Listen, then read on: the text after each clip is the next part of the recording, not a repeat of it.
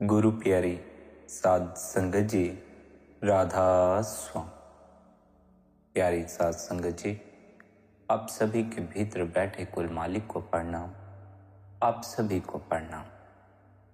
आज का यह सत्संग बड़ा ही रूहानियत भरा सत्संग रहने वाला है। आज के इस सत्संग को ध्यानपूर्वक अंत तक श्रवण करें। बहुत से साधक यह सवाल करते हैं, यदि हम गुरु द्वारा दिया हुआ अभ्यास करें तो हम कितने समय में ध्यान को उपलब्ध हो सकते हैं।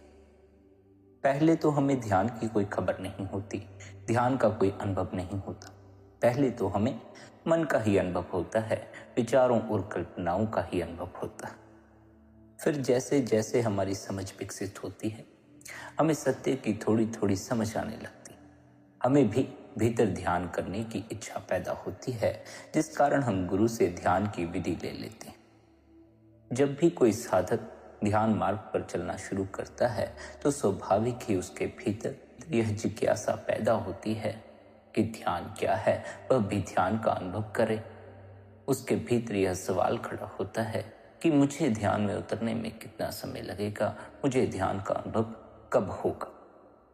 यह जानने की जिज्ञासा, यह सवाल धीरे धीरे व्यक्ति के भीतर पीड़ा का कारण बन जाता। ध्यान का कोई अनुभव नहीं होता, ध्यान की कोई झलक नहीं मिलती, पीड़ा वहीं की वहीं बरकरार रहती है। यह पीड़ा तब तक बनी ही रहेगी जब तक ध्यान में डुबकी न लग गई, ध्यान का अनुभव न हो गया। यह पीड़ा तब तक न मिटेगी जब तक भीतर ध्यान में उतरने की तीव्र प्यास, उस मालिक में समा जाने की तीव्र प्यास पैदा ना हो। प्यास चाहे तीव्र ना हो, लेकिन फिर भी प्रत्येक व्यक्ति के भीतर ध्यान में उतरने की प्यास है। ध्यान में उतरने से अर्थ है कि अपने भीतर चलते इन विचारों से व्यक्ति परे होना चाहता है, क्योंकि जैसे जैसे उम्र बढ़ती जाती है यह भी समझ आना शुरू हो जाता है कि मेरे भीतर चल रहे विचार ही मेरी असल पीड़ा का कारण है। व्यक्ति प्रयास तो बड़े करता है कि किसी तरह अपने भीतर चलते इन विचारों से छुटकारा पा सके, लेकिन वह छुटकारा पा नहीं पाता। बार बार उसके विचारों से तंग करते, ना ही वह किसी से छुटकारा पाने का उपाय पूछ सकता है। उपाय पूछने के लिए भी पहले उसे सामने वाले को यह बताना पड़ेगा कि उसके भीतर विचार कैसे चलते। मनुष्य के भीतर जैसे विचार चलते हैं, मनुष्य दूसरे के सामने अपने आप को वैसा ही खोल कर नहीं रख सकता। जैसे मनुष्य के भीतर विचार चल रहे हैं, अपने आप को वैसा ही दूसरों के सामने पेश कर देने की मनुष्य के भीतर हिम्मत नहीं है, क्योंकि उसके भीतर बड़ा ही कूड़ भरा हुआ, इतना कूड़ भरा हुआ है कि उसे स्वयं भी पता है, स्वयं को भी यह खबर है कि उसके भीतर चलते ये विचार ही, उसके भीतर इकट्ठा हो गया यह कूड़ ही उसके दुख का कारण है, उसकी पीड़ा का कारण। छुटकारा तो इन सब से पाना चाहता है, लेकिन छुटकारा पा नहीं सकता, क्योंकि उपाय दूसरों से पूछ नहीं सकता और अपने पास कोई उपाय नहीं है। कभी कभार ही जीवन में अवसर आता है जब भीतर थोड़ी देर के लिए विचार थम जाए, जब भीतर थोड़ी देर के लिए सोच थम जाए और हमें उस क्षण शांति का अनुभव होता है। हमें भी उस क्षण बड़े आनंद का अनुभव होता है, लेकिन फिर हम मन में फंस जाते हैं, फिर हम विचारों में फंस जाते हैं, फिर हम चिंता परेशानी में फंस जाते हैं। ध्यान में डुबकी मारने की चाह, या कहो इस पीड़ा से परे होने की चाह, इन विचारों, इन ख्यालों से परे होने की चाह, इनके दुख, इनके पछतावे से परे होने की चाह प्रत्येक व्यक्ति के भीतर। इसलिए जब साधक को यह खबर लगती है कि ध्यान द्वारा वह इस कूड़ से परे हो सकता है, वह ध्यान मार्ग पर चलना शुरू कर देता है, गुरु से ध्यान की युक्ति ले लेता है। ध्यान की युक्ति ले लेने पर ध्यान के मार्ग पर चलने वाले साधक के भीतर स्वाभाविक ही यह ख्याल पैदा होता है कि उसकी ध्यान में डुबकी कब लगेगी। इसका कोई सामान्य उत्तर नहीं हो सकता, क्योंकि ध्यान को कितने समय में हम उपलब्ध हो सकेंगे यह पूरी तरह हम पर निर्भर करता है, यानी कि प्रत्येक व्यक्ति के अपने ऊपर निर्भर करता है। इसके लिए कुछ ऐसा नहीं हो सकता कि सभी लोग एक ही समय में ध्यान को उपलब्ध हो सके। यह निर्भर करता है आपकी तीव्रता, आपकी प्यास, आपकी लगन, आपकी अभिप्सा पर। एक क्षण में भी आप ध्यान को उपलब्ध हो सकते, और ऐसा भी हो सकता है कि पूरा जीवन गुजर जाए पर ध्यान की कोई खबर न रखे, ध्यान का कोई अनुभव न हो सके, आप इन विचारों से परे न हो सकें, इन विचारों की पीड़ा में ही पूरा जीवन गुजर जाए। भीतर यदि तीव्र प्यास का एक क्षण भी हो तो जीवन पूरा का पूरा रूपांतरित हो जाता है। और अगर भीतर ध्यान के प्रति तीव्र प्यास न हो, सत्य के प्रति तीव्र प्यास न हो, तो ध्यान की कोई झलक नहीं मिल पाती, ध्यान का कोई अनुभव नहीं होगा। एक आदमी प्यासा है तो उसकी पानी की खोज और बात है, एक आदमी प्यासा ही नहीं है तो उसकी पानी की खोज बिल्कुल दूसरी बात है।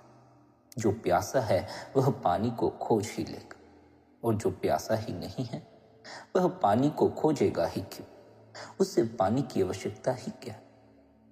यह आपकी रफ्तार पर निर्भर करता है, आप कैसी तीव्रता से, कितनी गंभीरता से, कितनी ईमानदारी से जीवन को बदलने की आकांक्षा से भरे हुए हैं, इस पर यह बात निर्भर करती है। एक क्षण में भी ध्यान को आप उपलब्ध हो सकते हैं। ऐसा भी हो सकता है कि एक जन्म बीत जाए और ध्यान की कोई झलक ना हो। अक्सर तो ऐसा ही होता है कि जन्म बीतते चले जाते हैं, ध्यान का कोई अनुभव नहीं होता। अनेकों जन्मों से हम भटक रहे हैं तो केवल इसी कारण कि हमें किसी जन्म में ध्यान की झलक ना मिल सके, किसी जन्म में हम ध्यान में डुबकी ना मार सके। ध्यान की झलक भी मिल जाए तो व्यक्ति संसार में भटकना बंद कर देता।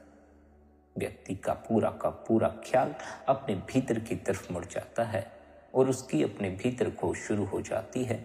फिर वह झलक ही उसे पूर्ण ध्यान में प्रवेश करने में हिम्मत प्रदान करती। बड़ी हैरानी की बात है कि यूं तो हम एक क्षण में ही ध्यान का अनुभव कर सकते हैं, लेकिन इतने जन्म बीत गए हमें अब तक ध्यान का कोई अनुभव नहीं हो सका। अगर इतने जन्म हमें ध्यान का अनुभव नहीं हो पाया तो उसका एक ही कारण है कि हमारे भीतर परमात्मा के प्रति कोई तीव्र प्यास ही नहीं थी। इसका केवल यही अर्थ है कि हमारे भीतर इतने जन्मों से केवल संसार की ही प्यास बनी रही। संसार की प्यास थी, इसलिए हम संसार की तरफ भटकते रहे और बार बार संसार में आते रहे, बार बार मरते रहे, बार बार इसी संसार में जन्मते रहे। यदि हमारी कभी ध्यान में डुबकी लग गई होती तो हम जन्म मरण के दायरे से बाहर हो चुके हैं। यदि हमें ध्यान की खबर लग गई होती तो हम इस संसार में भटक नहीं रहे होते। हमारे भीतर इस संसार की प्यास थी और वह प्यास हमें बार बार इस संसार में ही लाती रही। जिस दिन हमारे भीतर परमात्मा के प्रति सच्ची प्यास पैदा हो जाएगी, उस दिन हम उस परमात्मा की तरफ बह जाएंगे, उसमें समा जाएंगे। अभी हम इस संसार की तरफ बहते हैं, इस संसार में आते हैं, इस संसार के स्वादों को भोगते हैं, इस संसार के दुख को भोगते हैं, इस संसार के सुख को भोगते हैं। अभी हमें उस परमानंद की कोई खबर नहीं है, अभी हमें केवल इस संसार के सुख की ही खबर है। स्मरण रहे, आनंद में दुख नहीं हो, दुख केवल सुख के साथ ही मौजूद रहता है, और इस संसार में केवल सुख है, आनंद नहीं है। आनंद और बात है, सुख और बात है। सुख यानी जिसके साथ दुख भी आता हो, आनंद यानी जिसके साथ दुख कभी नहीं आता। आनंद सुख के भी ऊपर है, आनंद भीतर है, सुख बाहर है। सुख की खोज ही दुख की खोज है, क्योंकि सुख और दुख एक ही सिक्के के दोनों पहलू। लेकिन आनंद की खोज सुख और दुख से ऊपर है। आनंद की खोज तो पूरी ही तब होती है जब हमारे भीतर न सुख की कामना रह जाती है, न दुख की कामना रह जाती। सुख की कामना ही दुख के जन्म का कारण बनती। कौन व्यक्ति यह चाहता है कि मुझे संसार में दुख मिले? कोई भी यह नहीं चाहता। सभी यही चाहते हैं कि हमें संसार में सुख मिले और सभी सुख के लिए ही प्रयास करें, लेकिन सभी का हाल उल्टा है। सबके भीतर चाह है सुख की, खोज करते हैं सुख की, दौड़ते हैं सुख के लिए, लेकिन सभी दुख में पड़े हुए हैं, सभी चिंता में पड़े हुए हैं, सभी परेशानी में पड़े हुए हैं। सुख की खोज ही दुख की खोज है, सुख ही दुख का कारण बन जाएगा। सुख बाहर की खोज है, आनंद भीतर की खोज है। सुख को खोजोगे तो दुख आ ही जाएगा, आनंद को खोजोगे तो दुख के आने का कोई सवाल ही पैदा नहीं होता। आनंद की खोज तो शुरू ही तब होती है जब सुख की खोज भी बंद हो जाए, दुख की खोज भी बंद हो जाए। जैसे ही हमारे भीतर सुख की खोज बंद होती है, इस संसार में हम सुख खोजना बंद करते हैं। हमें जो इस संसार से दुख मिल रहा है, वह दुख मिलना भी हमें बंद हो जाता। मजे की बात तो यह है कि दुख की खोज सुख की खोज में बदल जाती।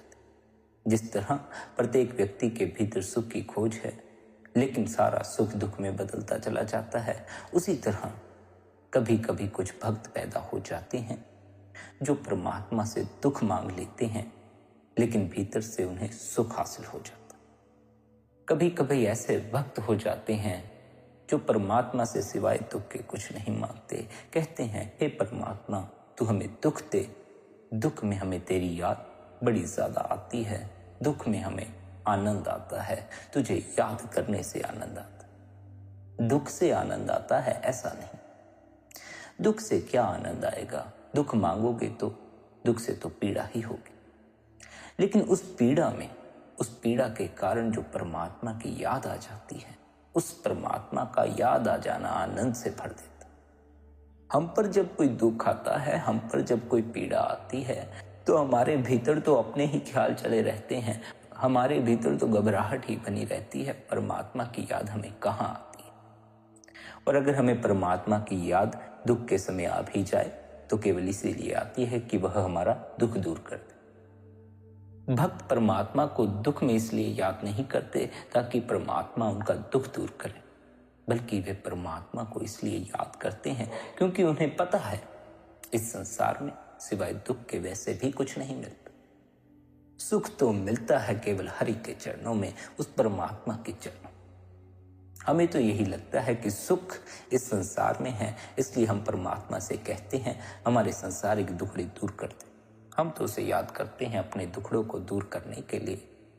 लेकिन भक्त उस परमात्मा से दुख की मांग करता है ताकि उसे सदा यह स्मरण बना रहे कि इस संसार में सिवाय दुख के कुछ नहीं मिलता, सुख केवल परमात्मा की शरण में मिलता है, आनंद केवल परमात्मा की शरण में मिलता है। जिसने हरि को याद किया, हरि के लिए, वह हरि में समा जाता है। जिसने हरि को याद किया अपने लिए, अपनों के लिए, वह अपनों में ही रह जाता है और इनके ही दुखड़े उठाता है, अपने में ही रह जाता है, अपने ही जीवन से बोझिल हो जाता। परमात्मा की याद भर जिन्हें दुख में आनंद से भर देती हो, उन्हें ही दुख से सुख उपलब्ध होता। वही दुख की मांग कर सकते हैं, उनमें ही दुख को मांगने की हिम्मत है। उन्हें दुख से कोई मतलब नहीं होता, उन्हें तो मतलब होता है परमात्मा की याद से। उन्हें तो मतलब है कि उन्हें मालिक याद आ जाएगा। भक्त तो कहते हैं कि हमें अपना कोई भरोसा नहीं, हम कभी संसार में भटक जाएं, कभी संसार के भोगों में भटक जाएं, कब किसी से झगड़ा कर लें, कब किसी को बुरा बोल दें, हमें अपना कोई भरोसा नहीं। ऐ मालिक, तो दुख बनाए रखना, हमें कोई भरोसा नहीं कि कब इस संसार की चकाचौंध हमें अपने वश में कर ले और हमें तेरी याद ना आए, हम तुझे भूल जाएं, हम इस संसार में ही भटकते रह जाएं। अक्सर तो ऐसा ही होता है, हम संसार में ही भटकते रह जाते हैं, मालिक की याद हमें नहीं आती। सारा दिन हमें बच्चों का ख्याल आता है, सारा दिन हमें कामकाज का ख्याल आता है, सारा दिन हमें धन का ख्याल आता है, सारा दिन हमें पद का ख्याल आता है, सारा दिन हमें मकान का ख्याल आता है, सारा दिन हमें लोगों का ख्याल आता है, लेकिन सारा दिन हमें परमात्मा का ख्याल नहीं आता। केवल सुबह शाम हम परमात्मा को याद कर लेते। जैसे हम सारा दिन संसार को याद करते रहते हैं, अपने भीतर संसारिक ख्यालों में खोए रहते हैं, इसी तरह हमें अपने भीतर सारा दिन उस मालिक की याद बिठानी चाहिए। जो सारा दिन मालिक को याद करते हैं, वे भीतर आनंद से भर जाते हैं, उनके जीवन में कोई दुख नहीं रह जाता, या यूं कहो उन्हें दुख से कोई मतलब नहीं रह जाता। उन्हें केवल उस परमात्मा की याद, उस परमात्मा का ध्यान ही आनंद से भर देता। साधारण व्यक्ति तो परमात्मा से दुख की मांग कर ही नहीं सकता। साधारण व्यक्ति में परमात्मा से दुख की मांग करने की हिम्मत ही नहीं। वह तो पहले ही इतना दुखी है कि वह केवल परमात्मा से सुख की मांग करता है। वह तो केवल सुख की ही खोज करता है, दुख को तो एक तरफ ही कर देता है। लेकिन वह इस ओर कभी गौर नहीं करता कि उसने सारा जीवन सुख की खोज में लगा दिया, सारा जीवन सुख के पीछे भागता रहा, लेकिन फिर भी भीतर से पीड़ा से भरा हुआ है, फिर भी भीतर दुख से भरा हुआ। जो व्यक्ति संसार की तरफ गति करता है, संसार में सुख खोजता है, वह सुख को खोजते खोजते दुख तक पहुंच जाता है। जीवन की शुरुआत तो सुख को खोजने से शुरू करता है, लेकिन अंत में दुख के किनारे जाकर खड़ा हो जाता है। उसे दुख के अलावा और कुछ भी जीवन में नजर नहीं आता, पीड़ा के अलावा जीवन में और कुछ नजर नहीं आता। संसार में की गई सुख की खोज दुख का कारण बन ही जाएगी, दुख आ ही जाएगा। इसलिए संतों ने हमें क्या उपदेश दिया है कि अगर संसार में ही जीना चाहते हो तो ऐसी कामना भीतर मत रखना कि सदा के लिए दुख मिट जाए या सदा के लिए सुख हो जाए। नहीं, फिर कुछ समय के लिए सुख का भी आनंद लेते रहो, कुछ समय के लिए दुख भी भोगते रहो, दोनों को एक समान चलाते रहो।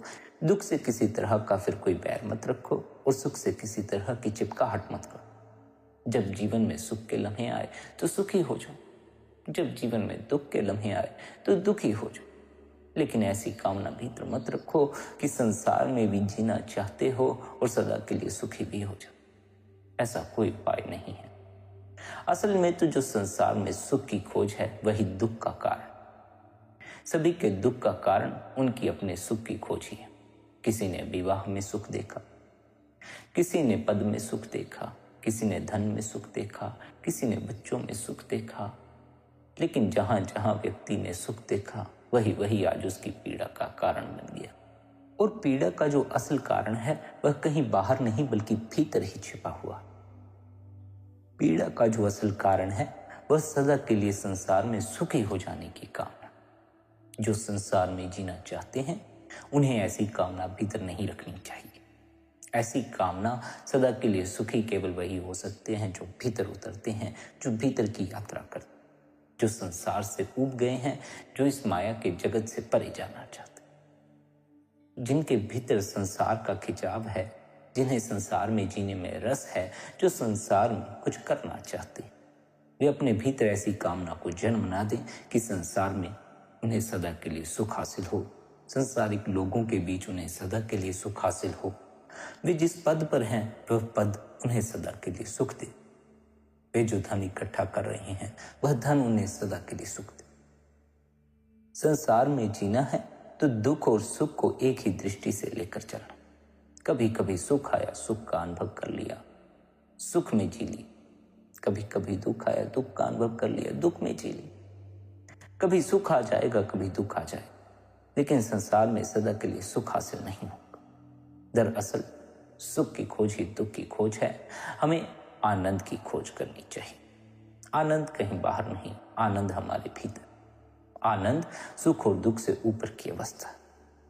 आनंद में सुख की कोई मांग नहीं होती और आनंद में दुख हो तो उस दुख का भी कोई दुख नहीं होता। आनंद की अवस्था इन दोनों ही अवस्थाओं से ऊपर की अवस्था। जो संसार में जीना चाहते हैं वे इस ढंग से जी सकते हैं। इससे उनके जीवन में उनके भीतर किसी तरह का उपद्रव खड़ा नहीं होगा। संसार में जीना चाहते हैं पर भीतर सदा के लिए सुख की कामना रख लेते हैं, फिर अशांति पैदा होनी स्वाभाविक है। नहीं, सदा के लिए सुख की कामना नहीं रखनी है। अपने आप को ऐसा ढालना है कि आप संसार में मिलने वाले सुख से चिपक ना जाएं और संसार में मिलने वाले दुख से दुखी ना हो जाएं। जब सुख आए तो सुख का अनुभव कर लिया, जब दुख आए तो दुख का अनुभव कर लिया। फिर आप संसार में शांति पूर्वक विचर सकते हैं। फिर संसार में विचर कर आपके भीतर ज्यादा तनाव और अशांति पैदा नहीं होती। पर जो संसार से ही उब चुके हैं, जो इस माया के जगत से परे जाना चाहते हैं, जो बार बार मिलने वाले इस दुख से परे होना चाहते हैं, जो चाहते हैं कि हम सदा के लिए ही सुखी हो जाएं, उन्हें अपने भीतर के मार्ग को चुनना चाहिए। उन्हें अपने भीतर डुबकी मारनी चाहिए। भीतर का मार्ग ही ध्यान का मार्ग है। भीतर उतरना ही ध्यान है। अपने भीतर डुबकी मार लेना ही ध्यान में डुबकी मार लेना। जो अपने भीतर डुबकी मार लेते हैं, अपने ही अंतस में उतर जाते हैं, वे सदा के लिए सुखी हो जाते हैं। सदा के लिए सुखी होना यानी अपने भीतर के आनंद में उतर जाना। सुख पैदा होता है कुछ हासिल करने की कामना से। आनंद पैदा होता है जब हमारे भीतर किसी तरह की कोई कामना नहीं रह जाती। जब हम भीतर से शून्य हो जाते हैं तब कहीं जाकर आनंद की खबर लगती, पर हम भीतर से शून्य नहीं हैं। भीतर हमारे विचारों का जाल। हम भीतर विचारों में इस कदर फंसे हुए हैं कि वे विचार हमें बार बार संसार में खींच कर ले आते, बार बार हमारे भीतर संसार के भोगों का स्वाद पैदा करते। हमारे विचारों के कारण हमारे भीतर केवल और केवल संसार की ही प्यास है, और यह संसार की प्यास ही हमें ध्यान में उतरने नहीं देती। जिस चीज की भीतर तीव्र प्यास होगी उसी तरफ गति करोगे। यदि परमात्मा के प्रति भीतर तीव्र प्यास है तो परमात्मा की तरफ गति करोगे। यदि संसार के लिए भीतर तीव्र प्यास है तो संसार की तरफ गति करोगे, फिर संसार के हिस्से हो जाओगे, संसार की तरफ बहना शुरू कर दो। जिन्होंने भीतर मालिक की याद बिठा ली, गुरु की याद बिठा ली, जिनके भीतर संसार के ख्याल नहीं उठते, वही परमात्मा में समा सकते। जिनके भीतर संसार के ख्याल उठते हैं वे जन्म मरण के चक्कर में फंसे रहते हैं। वे मरते हैं, फिर जन्म लेते हैं, फिर वही दोहराते हैं जो इतने जन्मों से दोहराते हैं। फिर वही दुख उठाते हैं, वही समस्याएं लेकर नए नए गुरुओं के पास पहुंच जाते हैं। नए नए जन्मों में नई नई पीड़ा का अनुभव करते रहते। उनकी पीड़ा का कोई अंत नहीं। जो जन्म मरण के चक्कर से परे हो गया, जिसके इस संसार से मुक्ति हो गई, वही पीड़ा से ऊपर उठ सकता। जो जन्म मरण में ही फंसा है वह बार बार संसार में आएगा, और जैसे जैसे संसार आगे से आगे गति करता चला जाएगा, विकसित होता चला जाएगा, वैसे वैसे उसके दुख भी विकसित होते चले जाएंगे, उसकी पीड़ाएं भी विकसित होती चली जाएंगी। हम जन्म और मरण के इस चक्कर से तब तक परे नहीं हो सकते जब तक हम काल या इस समय के दायरे में सीमित। शरीर समय के दायरे में कैद है, इसका समय तय है, यह कितने समय के लिए इस संसार में विचर सकता है। इसी तरह मन भी समय के दायरे तक सीमित है। मन भी समय में मौजूद होता है, यानी काल के दायरे का ही हिस्सा है। हमें यदि उस परमात्मा से मिलना है, परमानंद में समाना है, तो इस समय के दायरे से बाहर जाना होगा, काल के इस दायरे से बाहर जाना होगा। काल के इस दायरे से परे जाने के लिए, समय के इस दायरे से परे जाने के लिए हमें अपने मन को काबू में करना होगा। मन हमें समय में बांधता है। मन के कारण हम समय से जुड़ जाते हैं। मन के कारण हम काल के दायरे में ही घूमते रह जाते हैं। हमें काल के दायरे के परे की कोई खबर नहीं लग पाती। मन काल के दायरे से परे नहीं जाता, मन समय से परे नहीं जा सकता। मन आपको समय में ही बांधे रखता है, या अतीत के समय में या भविष्य के समय। समय ही काल है, और काल को हम मृत्यु भी कहते हैं, क्योंकि यह समय न जाने कितने लोगों की देह को खा के। समय ही मृत्यु है, क्योंकि हमारे पास भी कुछ ही समय है, हमारा भी समय तय है। कितने समय के लिए यह देह विचर सकती है, यह देह भी समय में बंधी हुई है। जब इसका समय पूरा हो गया तो यह देह अपने आप ही छूट जाएगी। मन बंधा है समय में, इसलिए या तो यह अतीत के बारे में सोचता है या भविष्य के बारे में। जो अतीत के बारे में सोचते रहते हैं वे यादों से दुखी होते रहते हैं, वे पछतावे से पीड़ित रहते हैं। जो भविष्य के बारे में सोचते रहते हैं उनके भीतर चिंता घर कर जाती है। भविष्य चिंता लाता है, अतीत पछतावा लाता है। ये दोनों समय की घटनाएं हैं। मन समय में बंधा हुआ है, हमें इस मन को ठहराना है। जब तक हम इस मन को ना ठहरा लें, जब तक हम इस मन से परे न हो जाए, हम समय के इस दायरे से परे नहीं जा सकते। हम इस काल के दायरे से परे नहीं जा सकते। मन भटकता है संसार में। जब तक इसका जोर हम पर अधिक है, हम इससे परे ना हो सकेंगे। जब तक यह हम पर हावी है, हमें तब तक यह अपना ही हिस्सा मालूम पड़ता रहेगा और हम इसी में उलझे रहेंगे। यह मन हमें उलझाएगा संसार में। यह मन हमें दौड़ाएगा संसारिक सुख के पीछे, और सांसारिक सुख सदा ही व्यक्ति के दुख का कारण बन जाता है। व्यक्ति के अपने भीतर जो सुख की चाह है वही उसके अपने दुख का कारण भी है। जिसे यह खबर लग गई कि संसार में सुख खोजते खोजते केवल दुख ही हाथ लगता है, उसके लिए फिर संसार का मार्ग नहीं, उसके लिए फिर भीतर का मार्ग है। जिसके भीतर यह भ्रम मौजूद है कि उसे संसार में कभी ना कभी सुख हासिल हो ही जाएगा, उसे फिर चाहे भीतर के मार्ग पर लाने के लाख प्रयास करो, वह भीतर के मार्ग की तरफ गौर तक नहीं करता। उसके भीतर भी कुछ मौजूद है, वह इस तरफ कभी नजर नहीं करता। उसका सारा का सारा ख्याल बाहर से जुड़ा रह जाता है। वह सारा जीवन बाहर ही बाहर भटकता रह जाता है, संसार में अपने जीवन को बिता देता है। सत्य की कोई खबर नहीं लगती, आनंद का कोई अनुभव नहीं हो पाता। आनंद मरकर भी साथ जाता है, लेकिन सुख मरकर साथ नहीं जाता। सुख दुख के साथ इस संसार में ही छूट जाता। सुख यानी जो हम बाहर खोज रहे हैं, आनंद यानी जो हमारे अपने भीतर मौजूद है।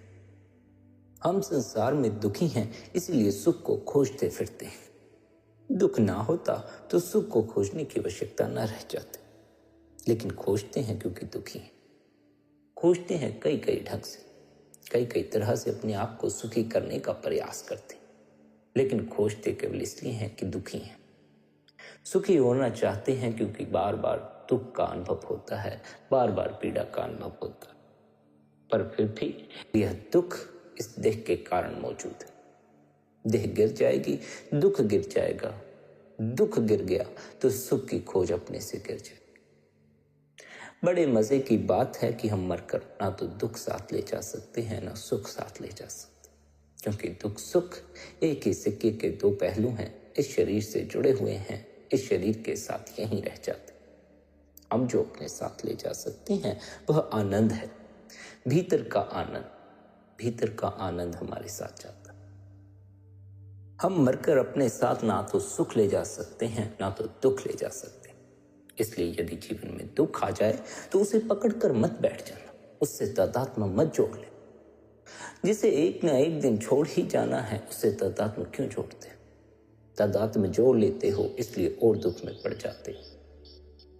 संसार में सुख और दुख आता रहेगा, कभी कभी दुख आएगा, कभी कभी सुख आएगा। ना तो सुख से चिपक जाना है, ना दुख से तादात्म्य कर लेना। हमारा तादात्म्य जब भीतर से हो जाता है, हम जब भीतर से दुख से जुड़ जाते हैं, तब फिर हम पीड़ा में पड़ते हैं। जब हम भीतर सुख से जुड़ जाते हैं, तब फिर हमारे भीतर संसार में सदा सुखी रहने की ही कामना जन्म ले जाती। सदा संसार में सुखी रहा नहीं जा सकता। अगर रहा जा सकता तो फिर भीतर कौन उतरता? अगर सदा के लिए संसार में सुख मिल सकता तो उस परमात्मा को याद कौन करता? उस परमात्मा को याद किया जाता है, उस परमात्मा की बार बार याद आए, इसलिए भक्त दुख मांगते हैं तो केवल इसलिए क्योंकि उन्हें यह खबर लग गई कि इस संसार में सदा के लिए सुखी नहीं हुआ जा सकता। चाहता तो प्रत्येक व्यक्ति सदा के लिए सुखी होना ही है, लेकिन हो नहीं पाता। संसार में सुखी होने का कोई उपाय नहीं। सत्य तो यह है कि अपनी देह को अपना होना समझ लेना ही असल दुख का कारण है। यही हमें परमानंद से, उस सच्चे सुख से वंचित रख रहा है। देह तो माया के जगत का हिस्सा है, मन तो माया के जगत का हिस्सा। हमने इस माया को इस कदर सत्य मान लिया है कि हमें अपने आप की भी कोई खबर नहीं। हम कौन हैं, कहां से आए हैं, हमारा असल अस्तित्व क्या। यदि हमारा असल अस्तित्व यह देह है तो फिर हम मर क्यों जाते? यदि हमारा असल अस्तित्व हमारी ख्वाहिशें हैं, हमारे सपने हैं, हमारे विचार हैं, तो हमारी ख्वाहिशें पूरी क्यों नहीं होती, हमारे सपने टूट क्यों जाते? यदि यह संसार हमारा असल घर है तो क्यों इस संसार में जो हम अपने भी घर बनाते हैं वे भी तोड़ दिए जाते हैं और हमें बेघर कर दिया जाता? हमने इस माया के जगत को सत्य मान लिया है। हमें अपने असल अस्तित्व की भी कोई खबर नहीं है। हमें तो अपनी ही कोई खबर नहीं। हम तो अपने आप को भी मन, अपने आप को भी देह समझते। देह गिरेगी तो सारे सपने गिर जाएंगे, सारी ख्वाहिशें गिर जाएंगी, सारे विचार गिर जाएंगे। ये जो आज हम कल के सपने सजाते हैं, भविष्य की इतनी दूर तक कल्पनाएं कर लेते हैं, शादी भी नहीं हुई होती और बच्चों की जिंदगियों के बारे में सोच लेते हैं। नौकरी भी नहीं लगी हुई होती और नौकरी से आने वाले पैसे से कौन सी गाड़ी लेंगे यह तक सोच लेते हैं। यह सब हमें काल के दायरे से परे नहीं जाने देता।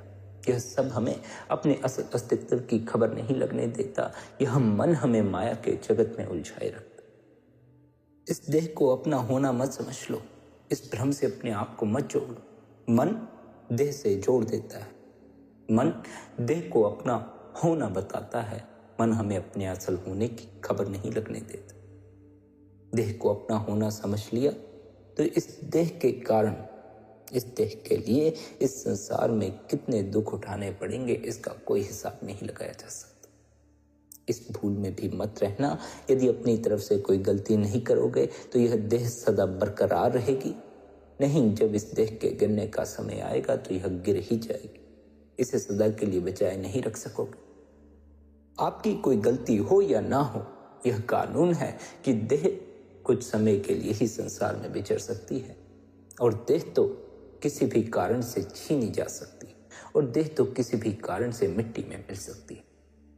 कोई एक्सीडेंट हो जाए, कितना समय लगता है इस देह से तादात्म्य टूटने, कितना समय लगता है यह भ्रम मिटने में कि यह मिट्टी का ढांचा है। इसमें जो प्राण थे, इसमें जो जान थी, इसमें जो नूर मालूम पड़ता था, वह अब इसमें मालूम नहीं पड़ता। उठते हो, बैठते हो, बोलते हो, खाते हो, पीते हो तो केवल इसलिए कि अभी इस देह के भीतर प्राण मौजूद है। जिनके प्राण निकल जाते हैं वे न खा सकते हैं, न बोल सकते हैं, न पी सकते हैं, न किसी से झगड़ा कर सकते हैं, न किसी की निंदा कर सकते हैं, न किसी की तारीफ कर सकते हैं, न पुण्य कर सकते हैं, न पाप कर सकते हैं। किन प्राणों के कारण यह देह जिंदा है, उन प्राणों की खबर लो। अपनी सुर्त की खबर लो, अपनी आत्मा की खबर लो, अपने असल होने को जानो। मनुष्य यदि यह सोचता है कि वह कभी मरेगा नहीं, मृत्यु दूसरों की आएगी, तो उसका कारण यह नहीं कि उसे यह पता नहीं, यह खबर नहीं कि देह गिर जाती है, शरीर मर जाता है। पता है, सबने शरीरों को मरते देखा है, सबने देहों को गिरते देखा है, लेकिन फिर भी भीतर यह अनुभव होता है कि मैं नहीं मरूंगा, मैं सदा जीऊंगा। वह अनुभव बड़े गहरे में आत्मा का अनुभव है। वह अनुभव शरीर का अनुभव नहीं है, वह अनुभव मन का अनुभव नहीं, विचारों का अनुभव नहीं, बड़े गहरे में आत्मा का अनुभव है। लेकिन मनुष्य इस कदर मन से चिपक गया, विचारों से चिपक गया, देह से चिपक गया कि उसने उस आत्मा की कभी खबर ही नहीं ली जो कि कभी मरती नहीं। जिसने आत्मा की खबर नहीं ली, जिसने जीवन भर शरीर से अपना तादात्म्य जोड़ा, उसे मरते समय भी यही लगता है, देह के गिरते समय भी यही लगता है कि वह गिर रहा है, वह मर रहा है। असल में हम इस देह के भीतर बैठी हुई आत्मा, हम उस परमात्मा की अंश हैं। हमें उस परमात्मा में समा जाना, लेकिन तब तक हम उस परमात्मा में समा नहीं सकते जब तक हमने इस देह को अपना होना समझ लिया। समझो यह देह एक पिंजरा है और इस पिंजरे के भीतर बैठी हमारी आत्मा एक तोते की तरह है। जब तक पिंजरा टूट ना गया तब तक तोता इस पिंजरे से आजाद ना हो सकेगा। पर जो स्मरण रखने वाली बात है वह यह है कि कहीं पिंजरे का भ्रम तोते के भीतर सदा के लिए घर ना कर जाए। ऐसा ना हो कि पिंजरा कई बार खुले, पिंजरा टूट जाए, लेकिन उस तोते के भीतर पिंजरे का इतना मोह बैठ गया हो कि अब उसका दिल इस पिंजरे के अलावा लगता ही ना। अब उसकी खुले आकाश में उड़ने की कोई चाह ही ना रह गई हो, उसे भी इस पिंजरे में ही रहने में आनंद आने लगा। यही हमारी हालत है। हम आत्मा हैं, इस देह के पिंजरे में कैद हैं, लेकिन हमें इस पिंजरे से इतना लगाव हो गया है, यह पिंजरा हमने इस कदर अपना होना समझ लिया है कि यदि यह पिंजरा टूट भी जाए, यदि हमें मृत्यु आ भी जाए, तब भी हमसे इस देह का मोह नहीं छूटता, इसका भ्रम नहीं छूटता और हमें फिर जन्म लेकर इस देह के पिंजरे में आना पड़ता है। हमारी अपनी इस देह के पिंजरे के प्रति जो चाह है, जो लगाव है, वही हमारे बार बार जन्म का कारण बनता है और हमारा बार बार जन्म नहीं, हमारे बार बार मरने का कारण भी बनता है। जन्म ना हो तो मृत्यु का सवाल पैदा नहीं होता। मृत्यु होती ही तब है जब जन्म हो जाता। जो जन्मा है उसे मरना ही होगा। वह ना भी चाहे तब भी उसे मरना होगा। इसलिए आप हमें समझाते हैं कि हमें जन्म मरण के इस चक्कर से परे होना चाहिए, क्योंकि असल में तो हम मरते नहीं। असल में तो यह देह ही मरती है, यह देह ही मिट्टी में मिल जाती है और फिर हमें एक नई देह मिल जाती है। हम फिर इस देह के भीतर आकर बैठ जाते हैं। हमने कई देहें बदल ली हैं, हमने कई पिंजरे बदल लिए हैं, लेकिन अब तक आत्मा रूपी तोता आज़ाद होकर उस आकाश में उड़ ना सकी है। उस परमात्मा में हमारी आत्मा अब तक समा ना सकी। उसका कारण यह भी है कि हमें इस देह से लगाव है, हमें इस पिंजरे से चिपकाहट है, जो कि हमें बार बार इस संसार में खींच लाती। जब हमारे भीतर परमात्मा के प्रति चाह पैदा होनी शुरू होती है, हमारे भीतर परमात्मा के प्रति सच्ची प्यास पैदा होनी शुरू होती है, तब कहीं जाकर हम इस देह के मोह से ऊपर उठते हैं। और जब यह देह का पिंजरा टूटता है, फिर हम लौटकर इस देह के पिंजरे में नहीं आते, उस मालिक में समा जाते। इस देह के मोह से अपने आप को ऊपर उठाएं, अपने भीतर डुबकी मारें, ध्यान में उतरें। ध्यान तभी उपलब्ध हो सकता है जब आपके भीतर सच्ची प्यास होगी। जितनी आपके भीतर सच्ची प्यास होगी, जितनी आपके भीतर तीव्रता होगी उस परमात्मा में समाने की, उतना ही आप अपने भीतर सरकते चले जाएंगे। ध्यान में डुबकी लगना केवल और केवल आपके अपने ऊपर निर्भर करता है। आपके भीतर उस परमात्मा के प्रति कितनी प्यास है, उसी पर निर्भर करता है कि आप अपनी प्यास बुझाने के लिए कितनी हिम्मत दिखाते हैं, कितना प्रयास करते हैं। परमात्मा के प्रति सच्ची प्यास तब पैदा होनी शुरू होती है जब हमें यह अनुभव में आना शुरू होता है कि संसार में हमें केवल और केवल दुख मिल रहा है, हमारे भीतर केवल और केवल दुख इकट्ठा हो गया है। अब परमात्मा से जुड़े बिना हमारे पास कोई चारा नहीं बचा कि हम आनंदित हो सकें, हम इस पीड़ा से परे हो सकें। जिन्हें अभी भीतर इतनी पीड़ा का अनुभव नहीं हुआ कि उन्हें उस मालिक के अलावा कोई और सहारा नजर ना आए, वे भीतर डुबकी नहीं मार पाते। जिनकी नजर केवल उस परमात्मा पर ठहर जाती है, जिनके लिए केवल वह परमात्मा ही सहारा रह जाता है, वे अपने भीतर उतर जाते हैं, उनकी ध्यान में डुबकी लग जाती। प्यारी साध संगत जी, भीतर परमात्मा के प्रति सच्ची प्यास पैदा हो सके, तीव्र प्यास पैदा हो सके, उसके लिए आवश्यक है कि आप गुरु की सच्चे हृदय से सेवा करें, गुरु के दिए उपदेश को सुने, उसे समझें। गुरु क्या उपदेश करता है, गुरु के दिए अभ्यास पर निरंतर अमल करें। जब आप गुरु की दी हिदायतों पर निरंतर चलना शुरू करते हैं, तब आपके भीतर रूपांतरण होना शुरू हो जाए, आपके भीतर सच्ची प्यास पैदा होनी शुरू हो जाती है और आपके भीतर पैदा हुई प्यास ही आपको परमात्मा के पास पहुंचाती। इसलिए निरंतर अपने गुरु द्वारा दी हुई हिदायतों पर अमल करें, गुरु द्वारा दिए हुए अभ्यास की पालना करें। संगत जी, यदि आपको आज का यह सत्संग अच्छा लगा हो तो आप आज के इस सत्संग को अपने मित्रों और रिश्तेदारों के साथ शेयर भी कर सकते हैं। साथ ही आप शबद सत्संग चैनल को सब्सक्राइब कर सकते हैं और हर रोज सुबह 5:30 बजे सत्संग का आनंद ले सकते हैं। बाकी आप सबकी अपनी मौज है। अपने भीतर उतरना शुरू करें, देह के इस मोह से ऊपर उठना शुरू करें, मन से परे होना शुरू करें। इतने प्रेम और प्यार से आप सबने सत्संग को सुना, उसके लिए आप सभी का धन्यवाद। राधा स्वामी जी।